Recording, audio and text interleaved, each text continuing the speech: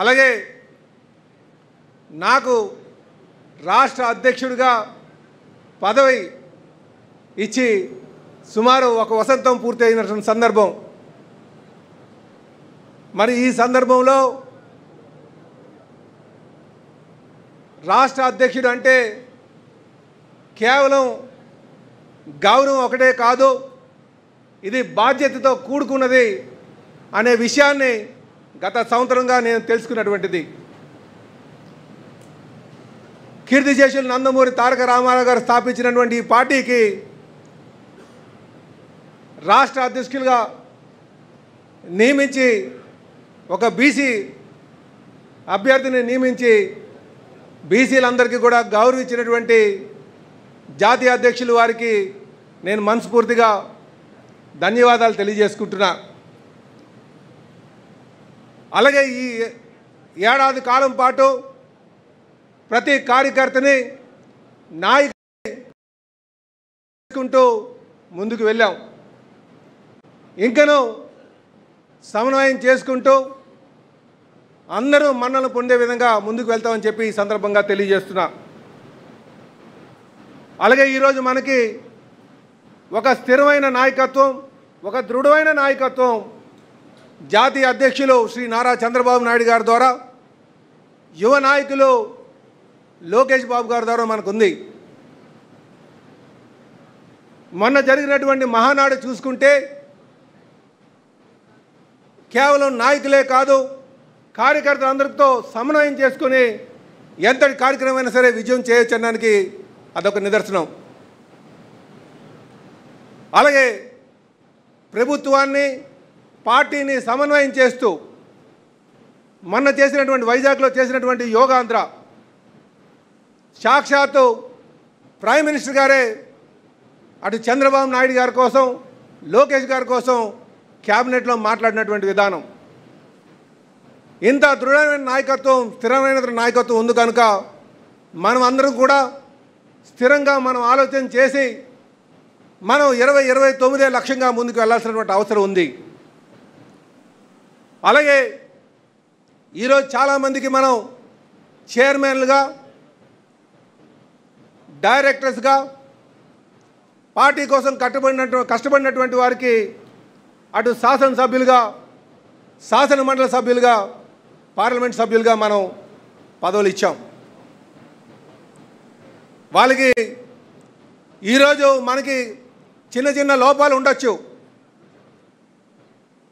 కానీ పార్టీ ఇచ్చినటువంటి పదవుల్ని సద్వినియోగం చేసుకుంటూ కేవలం అలంకారప్రాయంగా కాకుండా 2029 లక్ష్యంగా ఒక స్థిరమైనటువంటి ఆలోచన చేస్తూ ముందుకు నడవాలని చెప్పేసి ఈ సందర్భంగా నేను కోరుతున్నాను.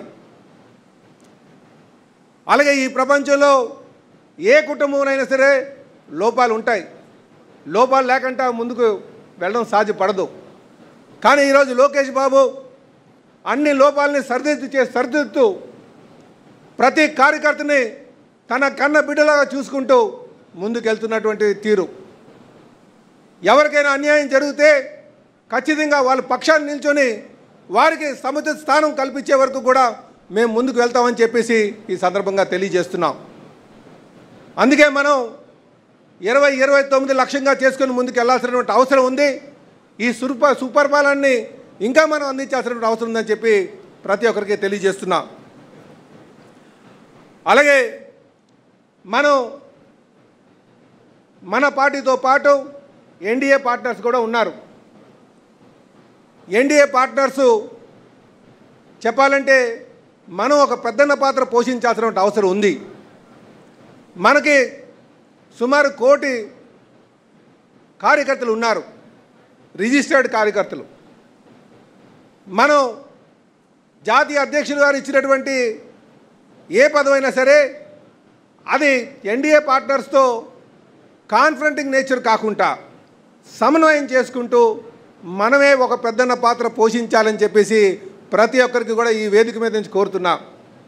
కనుక మనం వాళ్ళతో సమన్వయం చేసుకుంటూ వాళ్ళకి అండగా ఉంటూ అలాగే మన కార్యకర్తలను కాపాడుకుంటూ వాళ్ళకి అన్ని వేళగా అండగా ఉంటూ ముందుకు నడవాలని చెప్పేసి ఈ సందర్భంగా మిమ్మల్ని అందరినీ కోరుతున్నాం.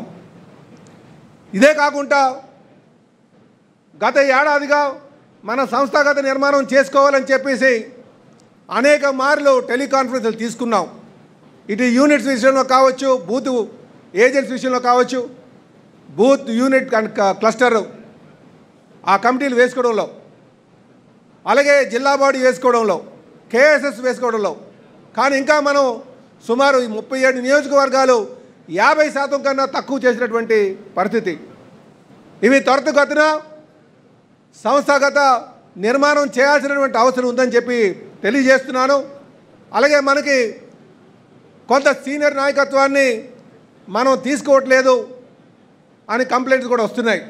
వాటిని కూడా మీరు సర్దిద్దాల్సినటువంటి అవసరం ఉందని చెప్పి తెలియజేస్తున్నాను. ముఖ్యంగా జోనల్ కోఆర్డినేటర్సు, పార్లమెంట్ అధ్యక్షులు ఇవి చూసుకొని ముందుకు వెళ్ళాలని చెప్పి కోరుతున్నాం. ఇదే కాకుండా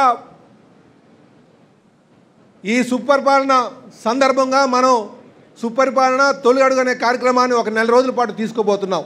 రేపు జూలై 2వ తారీఖున చాలామంది మరి ఫారెన్ ట్రిప్ పెట్టుకున్నారు. దయచేసి ఆ ట్రిప్స్ ఏమైనా ఉన్నా సరే, ట్రావెల్ ట్రిప్స్ ఏమైనా సరే ఈ నెల రోజులు పోస్ట్పోన్ చేసుకొని ఈ కార్యక్రమంలో భాగస్వాములు కావాలని చెప్పేసి ప్రతి ఒక్కరిని కూడా కోరుతున్నాం. సోదరులారా, ముగించే ముందు భవిష్యత్ అంటే ఒక ఊహ కాదు, భవిష్యత్ అంటే ఒక సంకల్పన. మనం అందరూ కూడా సంకల్పించుకొని 2029 లక్ష్యంగా ముందుకు నడవాలని చెప్పి కోరుకుంటూ ప్రతి ఒక్కరికి కూడా పేరు పేరున నా నమస్కారాలు తెలియజేస్తూ సెలవు తీసుకున్నాను. జై తెలుగుదేశం, జై తెలుగుదేశం, జై తెలుగుదేశం. నారా చంద్రబాబు గారి నాయకత్వం, నారా చంద్రబాబు గారి నాయకత్వం, నారా చంద్రబాబు గారి నాయకత్వం, యువ నాయకుడు లోకేష్ గారి నాయకత్వం, యువ నాయకుడు లోకేష్ బాబు గారి నాయకత్వం. అమర్ రహే ఎన్టీఆర్, అమర్ రహే ఎన్టీఆర్, అమర్ రహే ఎన్టీఆర్. జై హింద్.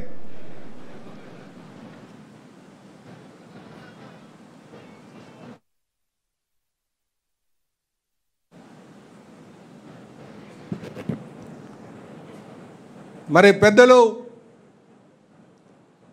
తెలుగుదేశం పార్టీ జాతీయ అధ్యక్షులు, ఎదిగిన కొద్ది ఒదిగి ఉండాలనే ఆలోచన స్ఫూర్తిని పుట్టించేటువంటి నాయకులు ఈ రాష్ట్ర ముఖ్యమంత్రి గారైనటువంటి శ్రీ నారా చంద్రబాబు నాయుడు గారిని వచ్చి వారి యొక్క సందేశం ఇవ్వాల్సిందిగా కోరుచున్నాం.